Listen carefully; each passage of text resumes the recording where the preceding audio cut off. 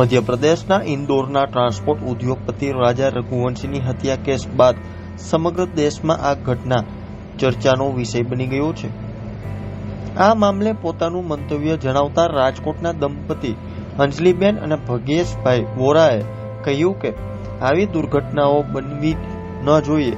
દરેક પતિ પત્નીએ તેના દાંપત્ય જીવનમાં સહનશક્તિ, મૌન અને સંવાદને મહત્વ આપવાની જરૂરિયાત વ્યક્ત કરી। જો પ્રેમ સંબંધ વિશે ખુલાસો પહેલા થઈ જાય તો ઘણા જીવન બચી શકે છે। દંપતીનું માનવું છે કે સ્વયં અને સમજદારીથી કોઈ પણ સંબંધ બચાવી શકાય છે। અમે આજ દિન સુધી એકબીજાને સોરી પણ નથી કહ્યું, કેમ કે વિવાદ સમયે મૌન જ આપણો સહયોગ બની ગયો છે। ત્યારે જુઓ અમારો ખાસ અહેવાલ। 16 વર્ષમાં ઘણી વખત અમે કોઈ પણ વિષય વસ્તુ પર મતભેદ સર્જાતા હોય છે। ખાસ કરીને અમારું બાળક છે તો એના લઈને જ કોઈ મતભેદ આવતા હોય છે, પણ એનું અમારે સોર્ટ આઉટ અમે કોઈ મૌન 2 મિનિટ માટે બંને મૌન થઈ જાય છે, જેને કારણે આપોઆપ પરિસ્થિતિ થાળે પડી જાય છે। જમવામાં તો મને કાંઈ જે જમવાનું બનાવે હું જમી જ લઉં છું, પણ મેં તમને કીધું ને મારે બાળકને લઈને, કારણ કે હું મારા બાળકની કોઈ પણ વસ્તુ ઉપર એની જીદની ફેવર કરતો હોઉં છું અને એની જીદ એને એ પોષતી નથી। આ જ વિષય વસ્તુ ઉપર અમારે મતભેદ સર્જાય છે, માત્ર ને માત્ર મારા બાળકને લઈને।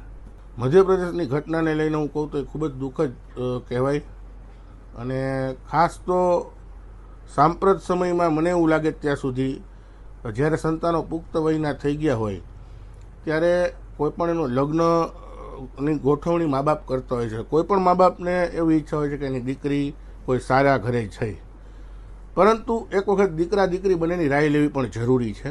એના વિચારને પણ તમારે એકવાર સાંભળવો જોઈએ, જેથી કરીને 4 જિંદગી બરબાદ ન થાય। એ જ કહું છું કે આજે કોઈ પણ માતા પિતા ઈચ્છતા હોય કે મારી દીકરી સારા ઘરે જાય, હવે જ્યારે એ દીકરીની રાય પૂછી હોય કોઈ પણ માતા પિતાએ અને એને તમે સમજાવી શકો તમારી દીકરીને કે ભાઈ આ છોકરો તારા માટે સારો નથી, પણ છતાંય ન સમજે તો પછી એનું ફોર્સફુલી મેરેજ ન કરાવવા જોઈએ, જેથી કરીને અન્યની લાઈફ બરબાદ થાય। 16 વર્ષ દરમિયાન એકબીજામાંથી કોઈએ સોરી કીધું જ નથી। કોઈ પણ ઝઘડો થયો હોય તો અમે ટોપિક ચેન્જ કરી નાખી, મૌન થઈ જાય એટલે આપોઆપ એ પરિસ્થિતિ અમારી થાળે પડી જાય છે। સોરી બેમાંથી એક પણ નથી કહેતો।